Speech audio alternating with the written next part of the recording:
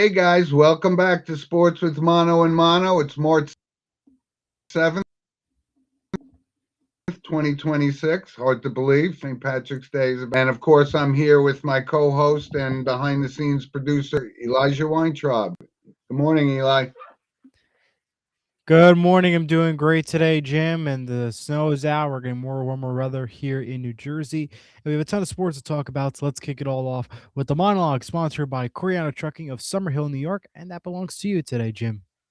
Okay, yeah, there's a lot going on in the sports world, but one thing that's starting to get under my skin is all of these so-called experts talking about their mock drafts, and now we have all the free agency and so forth. So, you know, things just have to play out the way they're going to play out. We're all amateur general managers. We don't know what's going on. So people can say, well, the Giants should sign Kenneth Walker. Well, I mean, that's depending on whether Cam Scadaboo is going to come back and is Tracy a number one back and so forth. And a lot of people were talking during the week that Max Crosby was going to end up on the Chicago Bears. And as it breaks overnight, he ends up going to the Ravens, which I think the Ravens have more concerns on the offensive side of the ball, but they gave up two number one picks for it. So all of the speculation about, I think it's a pretty much a foregone conclusion, right? That Yeah. Mendoza will be the first pick. But right after that, Jets with the second pick, we just don't know what's going to happen. And when I No. hear teams, or guys tell me that, the Giants should bring back Odell Beckham Jr. I'm like, he got injured. He hasn't been the same. And why? Because he played for the Giants. Nobody else is looking at him. But you know, let things play out the way they're going to play out Of because course. each team has a need and so forth. And we're not in those rooms where they're determining who's going to get drafted where and what's the biggest need. Every team has needs, right? The Giants, no exception, right? We feel comfortable with our quarterback and our wide receiver and so forth. But what about the defense? So I urge people just to be careful about all the speculation and getting excited about some other attraction that may never ever happen. It's just a little frustrating to me. That's all. Yeah. I agree with you, Jim. I mean, yeah, you got to let it play it out. Play it out, see what happens along the way. Of course, if you need the weapons, of course, you're going to make the moves. We're going to see what happens. We'll see how the team is. But in the case for the Giants, they have Scatterbo, they have a lot, they have neighbors. They've got guys standing by ready to go. And next season is going to be a powerful season, I believe, for the New York Giants in their case.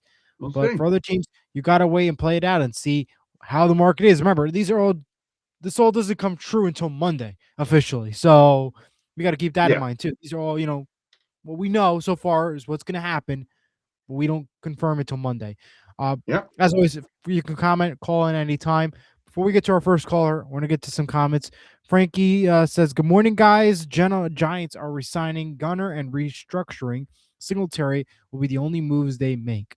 I know. Well, I know Frankie's a little disenchanted with the general manager, and so am I, quite frankly. But I don't know how. We're going to see how it goes on during the week.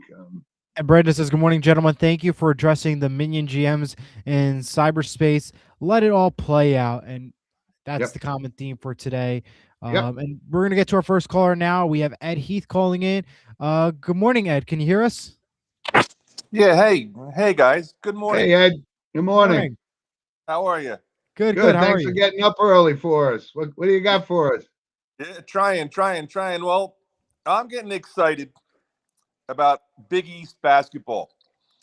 Let's talk there for just a moment. The big dance is coming soon.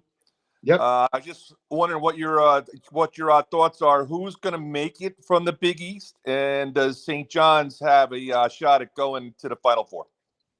That's a good question. And Eli and I were talking a little bit about this beforehand. He's a Seton Hall guy. And, when we look at St. John's, I say outside of Ejiofor, who's actually a great player, by the way, I don't know that they have enough around them. And, I mean, you can't help Ed, but at least know that UConn is probably the team to beat. And Right. other teams we talk about sometimes, like Creighton or Butler, when they play an in-conference game, sometimes they win these games. And Seton Hall came close to beating UConn last week, and so forth. And we talked a little bit about Providence and the stature of Kim English, who looks like he'll be on his way out. So it is a very competitive conference. But I can't see anybody but UConn coming out of the Big East tournament starting on Wednesday. Yeah, to me, I think it's the two big winners are UConn and St. John's. Those are the two clear winners. I mean, UConn just been dominant all season in the Big East. I mean, there's no question about it. Look at the record overall. Conference record of 17-2, St. John's at 18-2. You can't deny it that these two are the best two teams in the conference right now. Yep. They're going to make a run for it in the Big East. Other than the March Madness tournament, I think if there's any team in the Big East that will make a run to the Final Four, it'll be UConn. I don't see St. John's making it to the Final Four. Maybe to the Elite Eight if they play the right. But to me, I think UConn's gonna be the big winner from the Big East into the March Madness tournament. Hey Ed, so who do you think is the crown jewel of the Big East right now? I like St. John's. I just, but I think they're inconsistent is what the problem is. Yeah. Yep. When they're on, they got a team, man. They can play ball. But it's the inconsistency that's the problem with them. Wishy-washy is the best term to say, because one day they look great, and even the first half, sometimes I'll look back at St. John's, Seton Hall, that one matchup at the Garden just a couple weeks ago. St. John's was really great the whole game, then all of a sudden started slacking off a little bit, came back, ended up winning the game, but just the inconsistency part. Absolutely true. Right. Exactly. But it is a great time of the year, Ed, and I know you know it, and you have sons that play, collegiate sports and so forth. So, sometimes with this lull in the post Super Bowl morning period, and everything, this picks up sports, and it's so exciting, it's so great, and I'm looking forward to it. But yeah, the Big East and all these conference tournaments start to get underway, and we're almost just over a week away from Selection Sunday, so we'll see how it plays out. Absolutely. And one more thing, does Seton Hall make the big dance? No, absolutely not. I mean, look at last night's performances. I mean, I think I just lost connection there for a second. But last night, no, look at last night's performance. We went 1 for 11. We went 1 for 11 on threes. This has been a consistent problem all season. I said it to Jim earlier before. If you are consistently not even making half your three-point shooting, can't even win some of these big marquee games, not even once against UConn, not even once against St. John's, there is no shot at it. No. Okay. Yep. Thanks. Hey, Ed, by the way, I did see a picture on Facebook with your sons and things. They're very handsome. They look very athletic, and it was something I go, wow, look at those kids. That's great. Great picture. Thanks. And Brandon wanted to add to the conversation. He said St. John's can win it in a variety of ways, ugly or in a shootout. Yeah. Yeah. Well, you can't deny that Pitino's a great coach. I mean, no I question don't about care it. for his personality, but we'll see how it plays out, Ed. Thanks for checking in with us. All right, guys. Thank you. Thank you, We'll Ed. see you. Be good. And you just brought up Jim just moments ago about Rick Pitino, and it's kind of like Nick Saban if you think about it, where it's just these coaches. Like some of these best coaches just have that straight, serious face, but in reality they could win these games and just it means something. Those serious anchor faces. And they're Can't deny. We'll Great talk coach. more about college basketball in a little bit. But first, let's get into the National Football League, staying with the monologue and staying on topic because we had a lot of announcements this week. We have a lot of extensions, re-signings, possible big trades out there. But I think the first name I'm going to bring out there onto the list that I have on this big piece of paper that I have here of names, Tommy DeVito gets re-signed by the Patriots. I mean, that man just almost won the Super Bowl. 2-year, $5.4 million deal. He gets re-signed by the Patriots. Yeah, you can't deny he almost won a Super Bowl. That's crazy to think about. I think every Giants fan would have been crying if that would have I been the know. case. Yeah. That he almost won a Super Bowl, but they re-signed him. So I want to give my congrats to Tommy DeVito, former Bosco kid. Hmm. So got to give my praise there. But some of these big names though, and we have Dave Montgomery to the Texans from the Lions. That was one of the bigger trades, and Max Crosby to the Ravens in exchange for a couple first-round picks. What are your overall thoughts on just these two big names right there? I just mentioned Max Crosby and Dave Montgomery, both getting traded. Two big names, both for the Lions and the Raiders, heading to now the Ravens and the Texans, just to increase their power even more. Yeah, I don't know. The Montgomery trade I don't see as significant as the Crosby trade. And you look at again, it's the money thing. And Daniil Hunter re-signed a 1-year, $40 million contract with the Texans, and so this is all going to play out from a salary cap perspective. And I know our Frankie is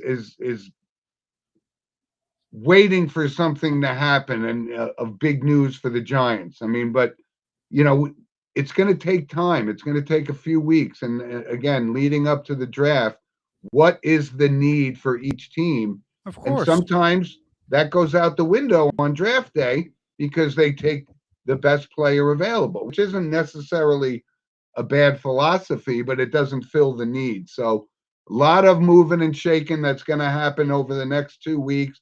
You saw that Kyler Murray is going to get cut and Geno Smith getting cut.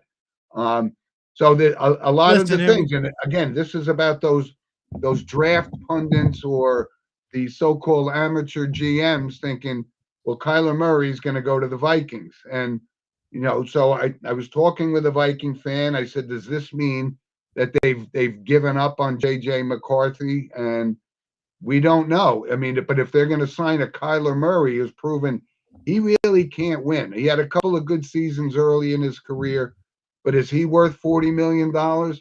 And when you look at other things like Daniel Jones, right? I mean, they ran him out of New York. I always thought he had some talent, and now he's franchise tagged, so he's going to make $37 million next year. And I just can't. You can't figure all this stuff out until the end of the free agency. Next That'll week. set the stage for the draft coming up Yep. at the end of April. Well, I want to dissect a couple things you just mentioned. First, we're going to start off with Geno Smith. He was with Seattle. He had a decent run there, but it wasn't the best run. He had an Yep. opportunity to succeed in Las Vegas, but it did not work out. And he had Pete Carroll with him. He had everything possible, and it just did not work out. For him leaving the Raiders, I am not angry about it. I'm not disappointed about it. My question is, will somebody want to pick him up, though? I mean, because he just left Seattle, went to this team in Las Vegas, had a chance to succeed, and he didn't. Now, what's his next choice? He was a Jet already. The Jets don't need him. What's left for him? Well, Now, that's a good point, because the Jets right now, they've obviously given up and said the Justin Fields trade was unsuccessful at best. of course. So what are they? I mean, are they going to pull in a Kyler Murray or a Kirk Cousins again, like with this? Well, Let's just fill the listen. immediate need with a quarterback that is not going to take you to the Super Bowl. It's frustrating for Jet fans and Giant fans. So I don't know. Before I get to the whole Colin Murray stuff, I just want to read this one tweet I saw online because I thought this was hilarious.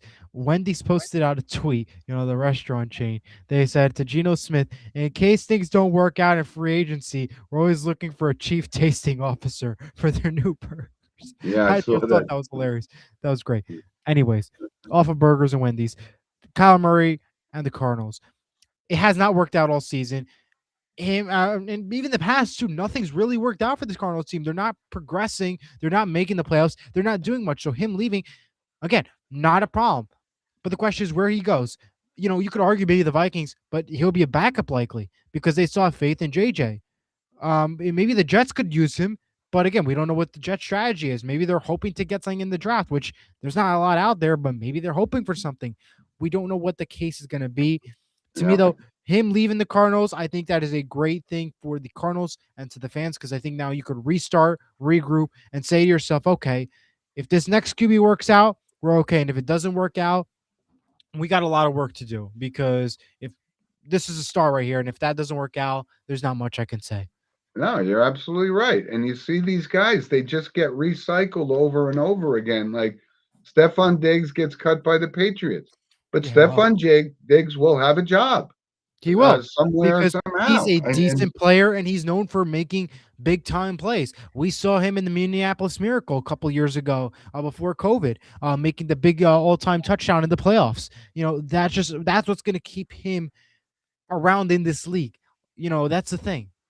yeah, and you look at, like guys that are out there, right? I mean, Tua will most likely be available. Does that Right. mean he's going to be starting at some other venue? I mean, when is enough to say we've Maybe the given Jets these will take him. guys long enough to prove whether their leadership take that team to the next level, and it just doesn't happen. And Absolutely. it gets a And I little want to go to the frustrating hearing Seahawks. speculation. And I'm going to go to the Seahawks, But for example. They are not expected to tag Kenneth Walker III. What are we doing here? Not just like, I can understand why you're not going to attack him and stuff. He's always injured the regular season, doesn't do much. He made it around the postseason. I'm not, I can see why, not fully angry about that. But then Raheem Shaheed. Not much has been going on yet. They're not saying much. What are we doing here? That's a player you want, Raheem Shaheed. Walker, it depends on who's remaining on your team. Then I could say to myself, okay, maybe it's okay to release him. And I'm, of course, not a huge fan of Walker because of his injuries all the time, constantly in the regular season. Postseason just great, but in the regular season, he's always injured, though. He's like Aaron Judge, always injured towards the middle of the season when you need him the most. And that's why, I could see why the Seahawks are not expecting to tag him. yeah, well, listen, I'm going to get to a couple at comments. at least the Seahawks have Have a Super Charbonnet. Bowl. They have a number They have one back. Charbonnet. So, They yeah, do. so you Bill can't say Hathaway no. says, good morning, everyone. And why is the Giants holding training camp in West Virginia? Is this a new thing the Giants' new coach doing?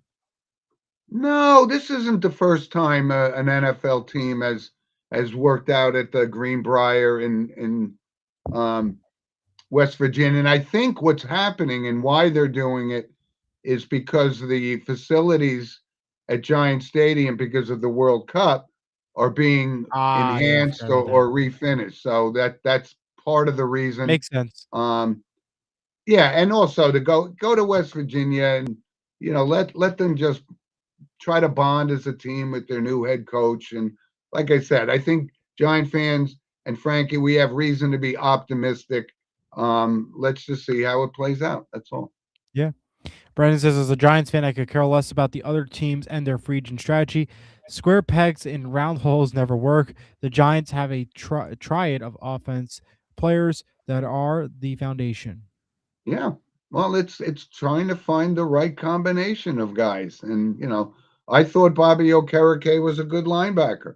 So they're going to release him. And, like I said, I mean, it's a difficult job to build a solid NFL team. But remember, no one's even really talked about the Kansas City Chiefs. And Patrick Because what's there Mahomes, to talk about? but he's still in his prime and he's going to come back and they're going to be relevant. Right. again. That's fine. But in terms of what's going on now, what's happening next week and all these trades, the release and everything, we know Mahomes is going to stay. We know Kelsey's likely going to stay. What do we need to add to their table? What do we need to say? I mean, well, what? Trent Duffy is going to be to the Chiefs now, going to the Chiefs now? No, I ain't, leaving the Chiefs to the Rams. I mean, I don't know. Like, there's not much to talk about right now. Remember, this season hasn't even begun. These are just trades, releases, and signings. The Chiefs are not doing big time trades and moves like these other teams right now. That's why they're not in the conversation right now. We got to keep that in mind. Yeah, and there's also, when you look at the draft, I mean, outside of Jeremiah Love, who will be the first running back taken, and that would be a good fit in Kansas City to help Mahomes, or he can go to New Orleans. The question is how far down. Like I said, it only takes one pick in the first 10 picks to just set the whole draft order on its back. It's just. Well, let's take a look at that draft order. I'm going to pull it up right now, because we need to take a look and see who's at. Of course, Las Vegas has the number 1 pick. So they're going to go for Mendoza. We get that part already. The Yep. Jets have the number 2 pick. Now that's an interesting pick because the Jets could either go for a quarterback, even though that Mendoza is only the top quarterback in my opinion in this draft class. But what do they go there? You have Arizona, who now needs a quarterback. You have Tennessee, the Giants, the Browns, the Commanders. The Chiefs don't pick till number 9. Maybe it's potential that he, gets a spot, but still, it's a very interesting draft order and not many big time QBs out there minus Mendoza. And that's exactly the point. So do the Jets think that Ty Simpson is the second best quarterback in the draft? Is he worth the second pick in the draft? And I don't see that happening. But what are they going to do? They don't have a quarterback right now. They don't have a chance, and then they have to rush him in and give him the starting job. And we saw how that worked with Zach Wilson. But remember, the Jets are Jets, and they'll find a way to screw this up. So, yeah. Well, we have Brandon calling in now. I'm going to bring him on. Good morning. How are you doing today? I'm doing well. How are you guys? Hey, Great, Brandon. Hey, listen, you got me a little fired up this morning already. Just talking about the free agency and the draft, and I think the Giants are in. I know this show talks about all the NFL teams, but when I said square pegs and round holes, like the Vikings are a prime example. They need a quarterback, but they drafted a quarterback. They're in position now where they're in trouble. Are they going to give up on the kid, or are they're going to just give the job to a guy who has underperformed? I think the Giants, best player available or trade the pick. I think these teams, if you look at the Kenneth Walkers of the world, I'm not talking about his free agency. I'm talking about his background. He started his college career at Wake Forest. Sometimes the best players that you have that are the best pieces to your recipe, so to speak, come from a smaller school. So, to sit here and to, talk about, we're going to talk about the draft for the next 4 weeks, 5 weeks. Oh, And, yuck.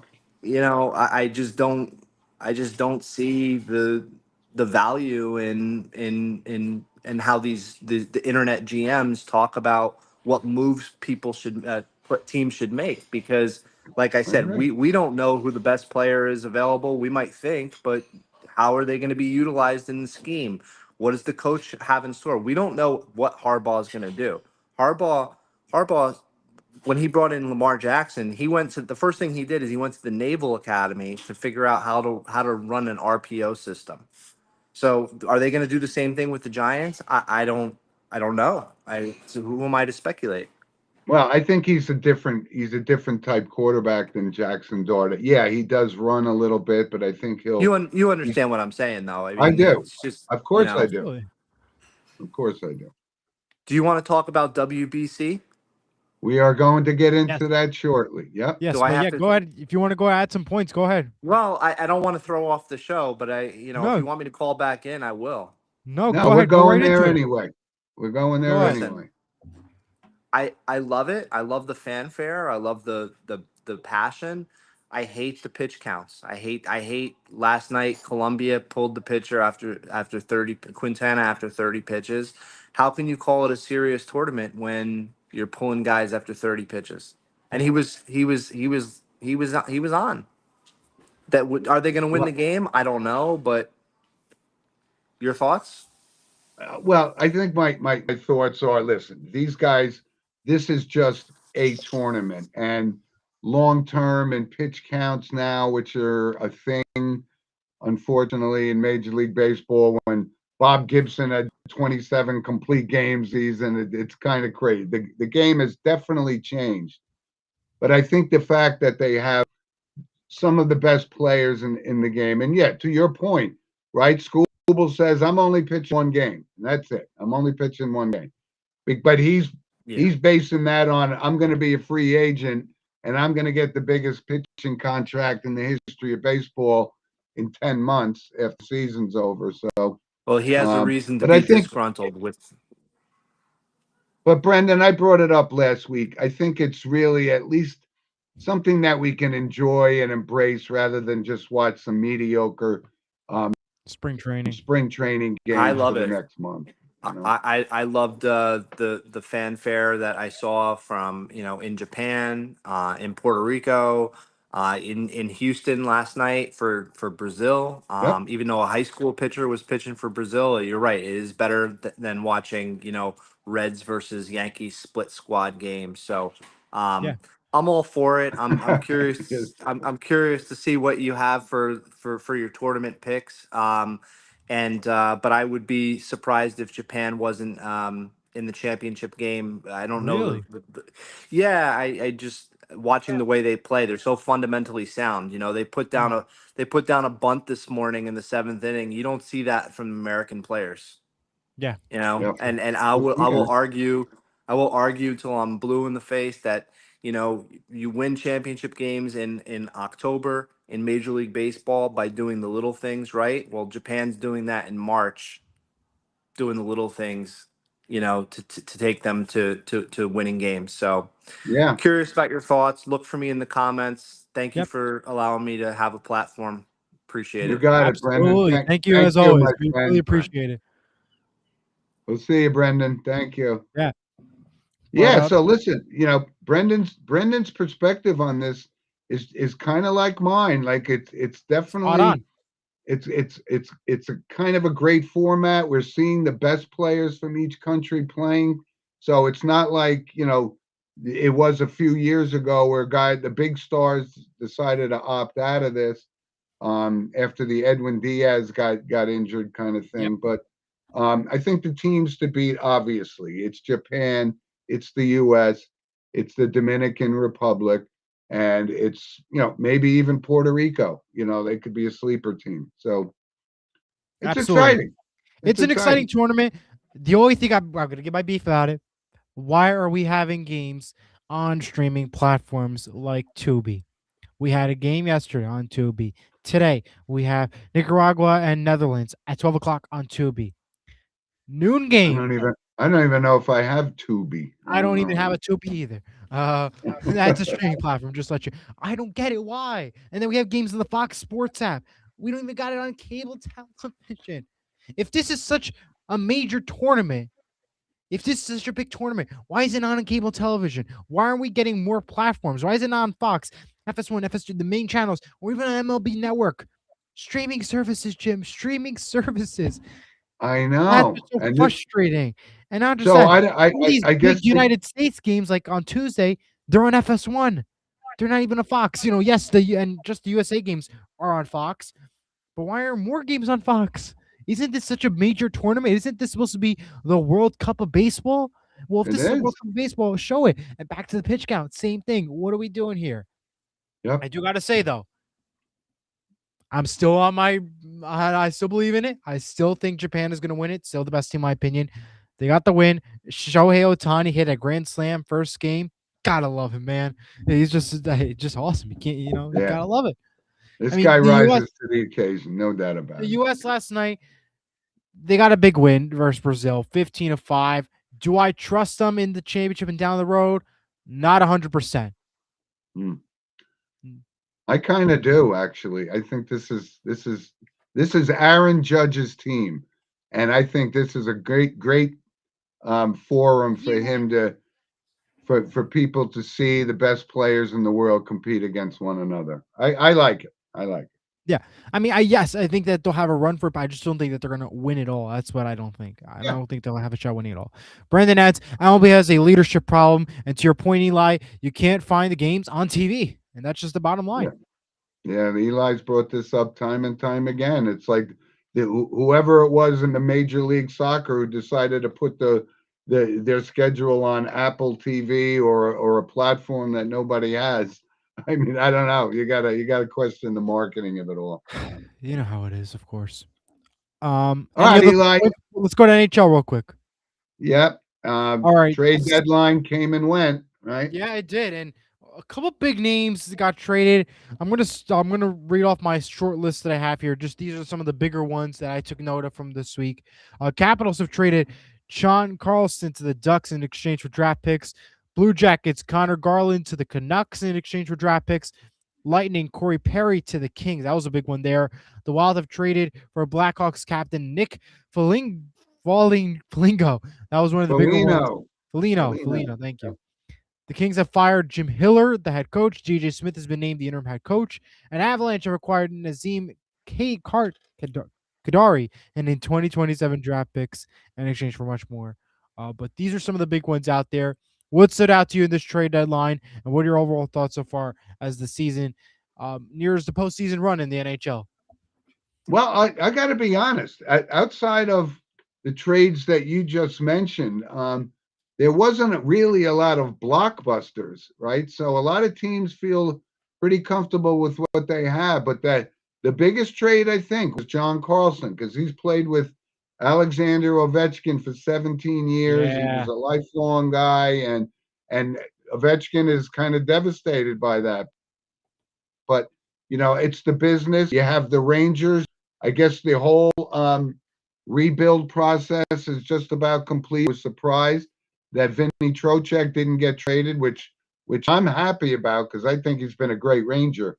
But that was kind of the last piece. So what I'm assuming is what people were asking for, what the Rangers were asking for in return for Trocheck. They didn't get it. So, he's going to remain a Ranger, it looks like. Yeah. Well, by the way, the big game today, the Rangers and the Devils, that's at 3:00 on ABC today. So if you're around, ABC's got that game. So stay tuned for that if you're interested. It'll be a good game for you to watch.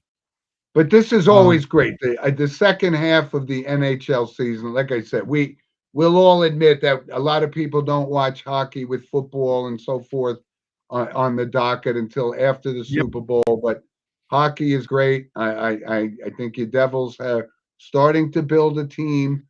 Yeah, this is too late. The season's over already. It's March. Yeah. We're almost halfway through March already. The March is done. I can't believe I'm saying that already. And we're only 7 days into the month. But it's true. By the time we're on next week, we're gonna be saying to ourselves, March is over. So I think that's what I'm trying to say. Bottom line. That's all I got for the NHL. Any other points you want to bring up before we go to college basketball? No, let's go to college basketball. All right. And I want to start with the comment because we have JR who commented. He said, Michigan is undefeated on the road. What do you think of them? I'll open it to you, Jim. What do you think? Well, I'm going to tell you right now, this is going to be the big determining factor because Michigan's played all year, but this isn't uncommon to the whole top 10 across the board, right? We've had Iowa State in there, then they lose games, and Vanderbilt, they losing games. The only team that doesn't seem to be losing is Duke. And Michigan, they lost a big game last week, and they have a big test with Michigan State this week. So we're going to find out whether or not Michigan is a Final Four worthy selection on your brackets. Absolutely. And you know what, though? We could say they're Final Four worthy. Remember, March Madness is the craziest tournament in history. We will see upsets no matter what, even though we have the nil and everything. But we will see upsets. We will see craziness happen. And you never know. They could get knocked down again. It all depends on who they play, where they play, when they play. That all comes down to that. They could be so great. Any team can be so great. But March Madness is a whole different ball game. And that is just, it's a completely different game. I mean, I think right now, the two teams, if I had to, and this isn't a reach, obviously, because they've been in the top 2 or 3 all year, but I really do like Arizona State, and I really like Duke. And from a surprise perspective, I always leave the door open for Michigan State because Tom Izzo's a great coach. And but we'll see. Yeah, there's going to be upsets in your first round brackets, of course. But that's what makes it such an intriguing and exciting period of time sports. Brandon has a comment before we get to Bill. Miami, Ohio, 31-0. We'd love to see how the committee interprets their record. That was his comment. Yeah, well, I was just going to bring that up. So Brandon and I kind of on the same wavelength. I mean, the whole concept of Miami, Ohio, who won last night in overtime, great way. They're 31-0, and I don't understand the conversation around whether or not, if they don't win their conference tournament, left out. That's insanity to me. I know they don't play traditional D1 school. How would they match up against UConn, Duke, Arizona, Michigan? We'll see. But they certainly deserve the chance. There hasn't been a 31-0 team as long as I can remember since the '76 Indiana Hoosiers. Of course, absolutely. They deserve to be in the tournament, period. They do. They do. Well, we Yep. had Bill in the waiting room, but he's no longer there. So hopefully we can He's get out trading. That's because he's out trading his Pokemon cards, I guess. Let's get to one comment real quick. I just see him pop in now. He says, "This is the first time that a team has done it since the Indiana Hoosiers did has gone undefeated on their own." And yes, thank you, JR. And yeah, Yeah, I just brought that up. Yep. yep. Let me go to Bill now. Which Bill, I think, by the way, I mean, Bill, you still I know tired? we have Indiana Hoosiers. Huh? You're still tired, Bill, from last night? No, I'm good. I'm good. I ain't trade my Pokemon cards in yet. All right, I ain't trade my Pokemon cards in yet.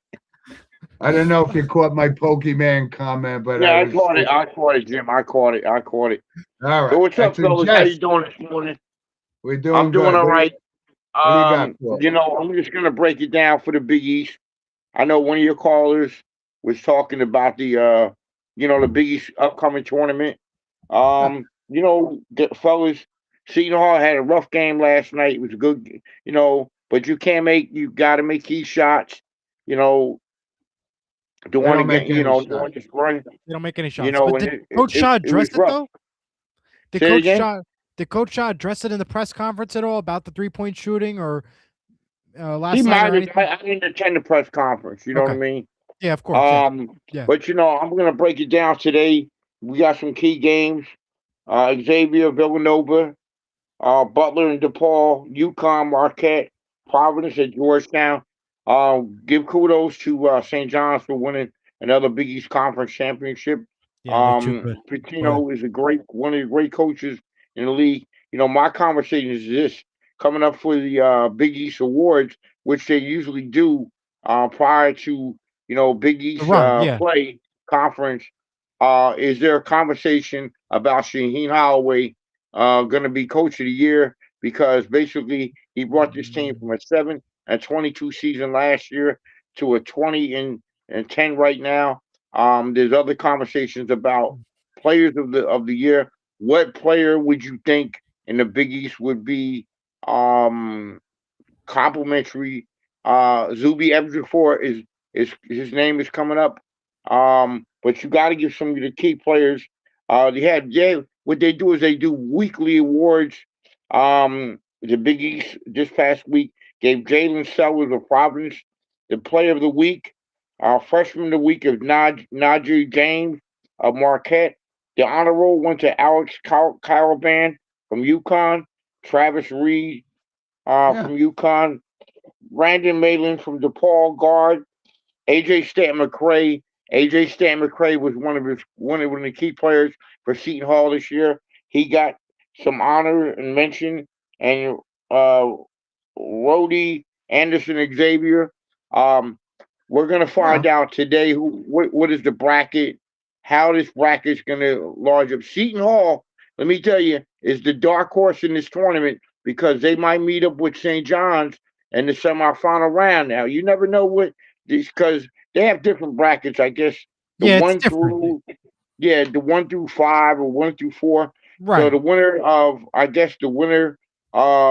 they have a bye, both St. John's and Seton Hall. They'll play the Okay. next round. Okay. I know that.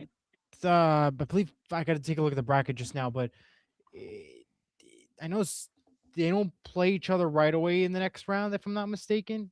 Well, listen, I mean, the Big East tournament is just to separate, the cream of the crop. And listen, Yep. give The Rick semifinals, Pitino yes. credit. This is the first time St. John's has had back-to-back 25-win seasons in quite some time. And yeah, I saw them play in person against Providence, and the only guy I was really impressed with was Ejiofor. So I don't know if they have that depth, but give Patino the credit for at least having a respectable Yeah. performance against some of the bigger teams. And one team we left out could be a sleeper in the Big East tournament is Villanova.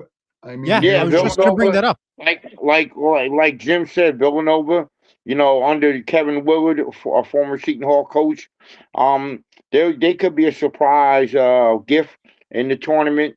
Like in the women's, like I got an opportunity to watch the women's games yesterday. Yep. Georgetown, they're going to be playing UConn today. Seton Hall is going to be playing St. John's, another local women's team. They're playing the rematch of that game.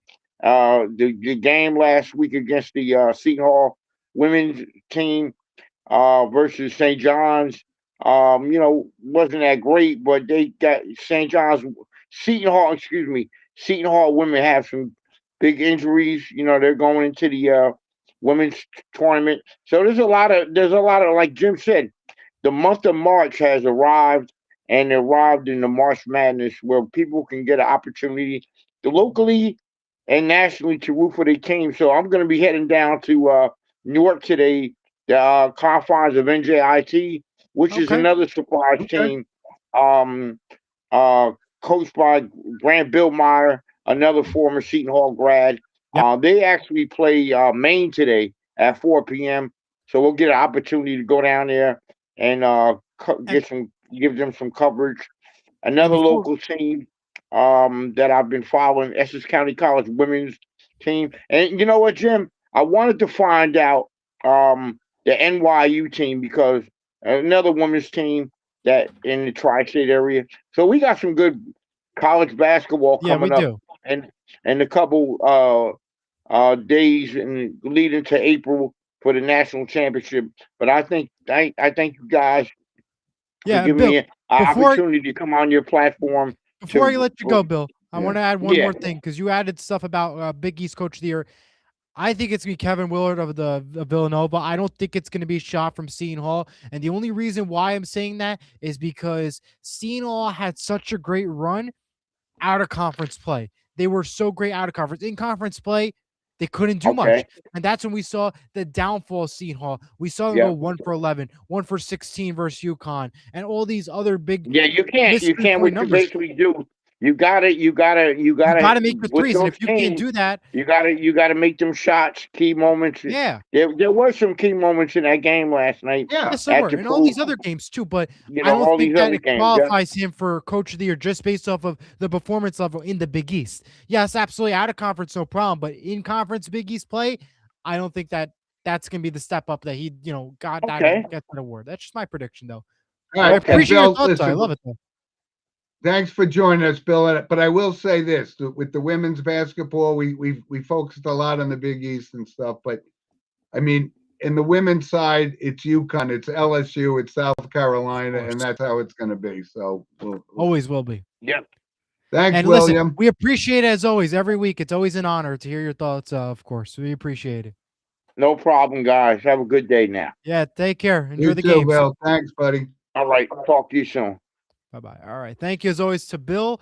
Let's go now to some random points sponsored by Lynch Toyota of Manchester, Connecticut. I'll kick Hey, it go off, I ahead, guess. Eli.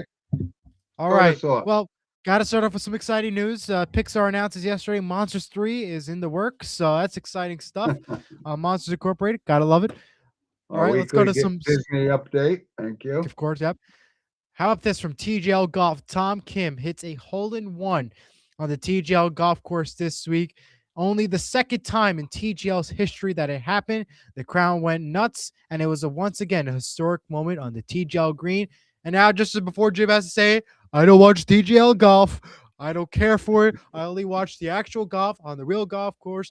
I like the Masters you. in Augusta, the FedEx Cup, and this, that. He doesn't believe in the TGL golf course, even though this is a historic moment this week on TGL golf course that made national media and stuff, but it's okay. Next. Okay. Well, aside from the terrible impression of me, you were right. I don't watch TGL now. Okay, but it's just the honest truth, though. I'm not wrong. I'm not watching it. I know. You don't watch it, but I just thought it was great. Congrats, by the way, to Tom. That's pretty cool to see. Second hole-in-one in TGL's history. Um, ESPN and Disney announced on April 5th, Easter Sunday, they'll be doing another animated hockey game. This time it'll be featuring Inside Out, based off the movie. It's going to be the Washington Capitals and the New York Rangers. Disney Channel, Disney XD, Disney Plus, ESPN Plus. I really like these animated games, and it's cool to see what they do with Inside Out as the theme for this year's hockey animated game for Disney and ESPN. Okay. Couple other notes. How about this? Opening soon in Hawthorne, New York. Not Hawthorne, New Jersey, Hawthorne, New York. It'll be a Up in first of its Westchester, I think. Yeah. it'll be its first of its kind. Applebee's and IHOP in one location. It'll be the two stores in one store. So you could order from both menus on one store. One kitchen, one everything, one restaurant. I don't know. I think this is pretty cool. Order an Applebee's pancakes with I pancakes with Applebee's menu. I like it. And lastly, SNL's all new tonight with Ryan Gosling. Hopefully, Beavis and Butthead sketch is back tonight, and Gorillaz is your musical guest tonight for SNL. Well, I thought also you were going to bring up that Hoppers is going to be the biggest money making. Nah, I'm not gonna bring that up. Yeah, no, I couldn't. No.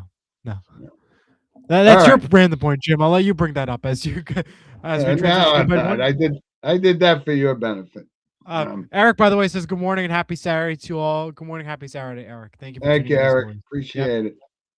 Back All to right, you, I Jim. got a couple of things. So, as spring training comes on, I was trying to find out.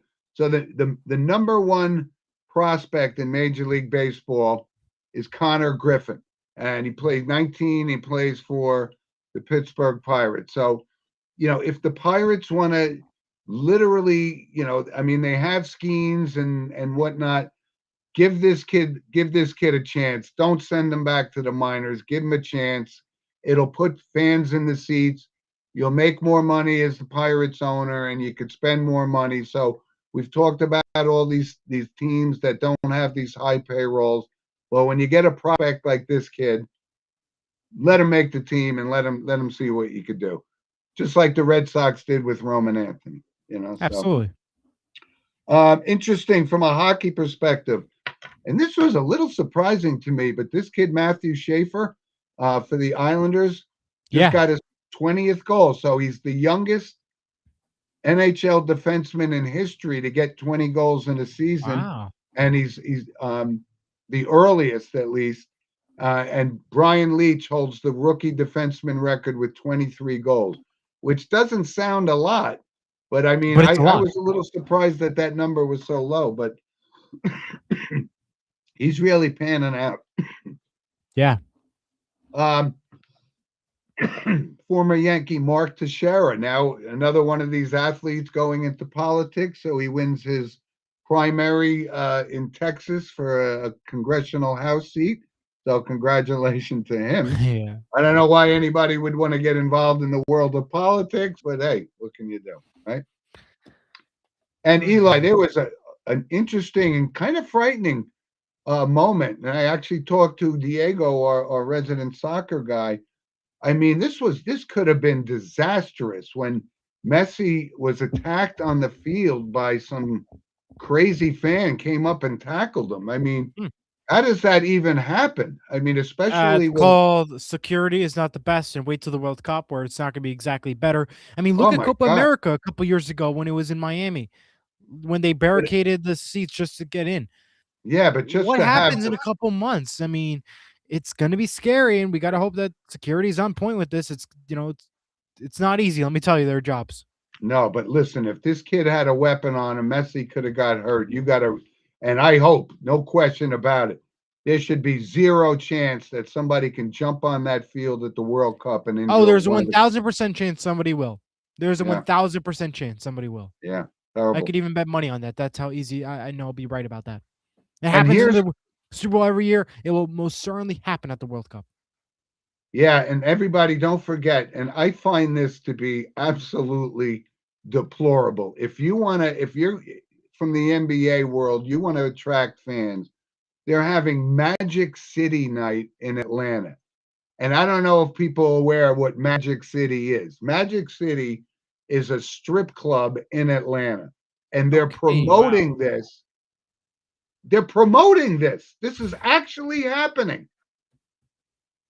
It's Monday night. They're promoting a strip club. The times have changed, Jim. Oh, They'll do God, anything. it's a times change. They'll do Anyway, anything for that- money. They'll do anything that for. that makes my blood boil when I see stuff like that. It's crazy. Well, We have Anyway, a that's it. comment. We have a comment from Andrew. Good morning, guys. Props to Jim for last week's recommendation, Miracle, the Boys of 80. Yeah, and that leads us right into what's your recommendation photo segment, sponsored by Vital Selection. Scan the QR code to learn more. Hey, I'm ahead, glad talk my about that movie. recommendation went up. But I talked to What a about my card bunch of tricks people. recommendation? But I talked to a bunch of people on that recommendation about Miracle, the Boys of 80. It's an absolute must watch. So I'm glad that the recommendation worked out for Andy. Great. That's Eli, awesome. so my recommendation is, as you know, I am a movie historian, if you will, right? And this is, we're leading up to the Oscars, but Turner Classic Movies for 31 days broadcast nothing but either Oscar nominated or Oscar nominating Winning films. films. And, this gives you an opportunity to see some of the all-time great classics. And last week when it was, we were in the midst of a blizzard here in the Northeast, I got to watch The Bridge on the River Kwai, and then Patton, and then The Deer Hunter. I mean, those are 3 all-time great movies. So first and Wow. foremost, Turner awesome. Classics is a great channel, but 31 days of Oscar gives you an opportunity to see movies that you may normally not see. Well, my recommendation is in honor of daylight savings, even though the clock goes forward, Oh, I'm going to go right. Back to the Future. That's my recommendation. Back to the Future. Gotta love the film. First one's great. Of course, they're all great. I mean, the Broadway show when it was in New York for a while before it got taken down because leases and everything, but really good. Love Back to the Future. Great. Me too. I like it too. Let's go to some photos.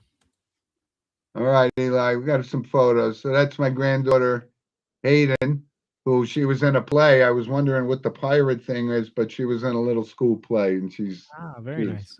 cutest pirate I ever saw.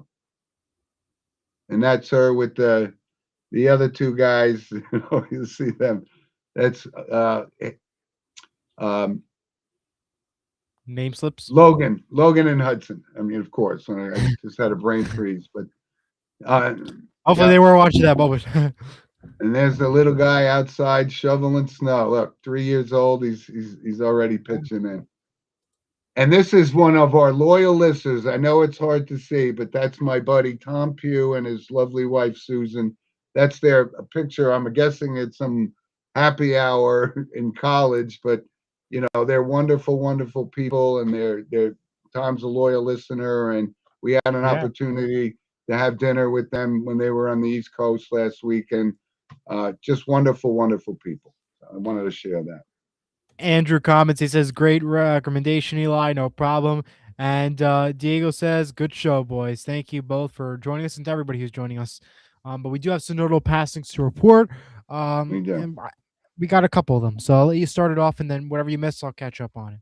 Well, I think the one that most people should already be aware of, obviously, and we mentioned Coach Lou Holtz a few weeks ago that he had entered hospice, but he did pass away at 89, and he's the last coach at Notre Dame to win a national championship in 1988. But he had, he coached 6 other teams. He coached William and Mary, Arkansas, South Carolina, Minnesota.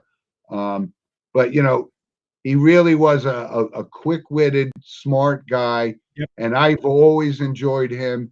And I loved when he was the coach in Notre Dame.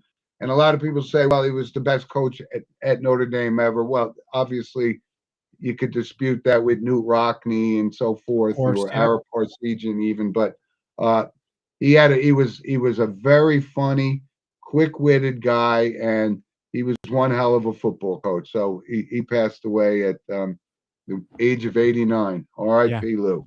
Yeah. Yes. And one other one, former Green Bay Packers president Bob Harlan 89 years old. He passed away. And, you know, Bob Harlan, by the way, is also Kevin Harlan's father, the announcer, Yep. Kevin Harlan. But he came into Green Bay and he really turned that program around. He's the one that hired Ron Wolf to be the general manager, and the Packers have been a successful franchise ever since he took over. Obviously, they were dominant in the early pre-Super Bowl years and the early Super Bowls, but you know, they had a 20-year period where they weren't really competitive. He came in, turned it around. He was 89 years old. So I know Abe Vallejo is our resident Packers expert, so I know he knows the impact that Bob Harlan had on that franchise.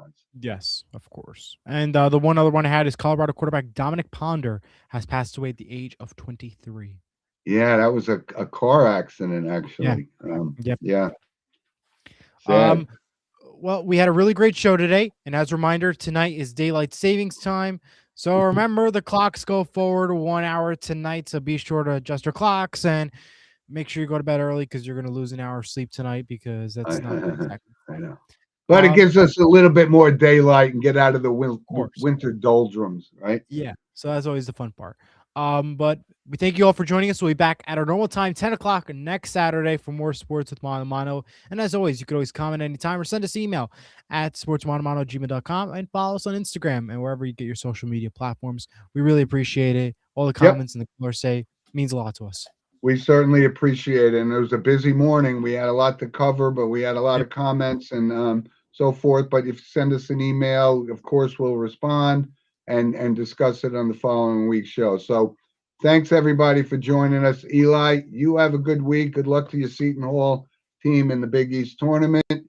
And for our call-ins, Ed Heath and Bill Hathaway and of course Brendan Conley.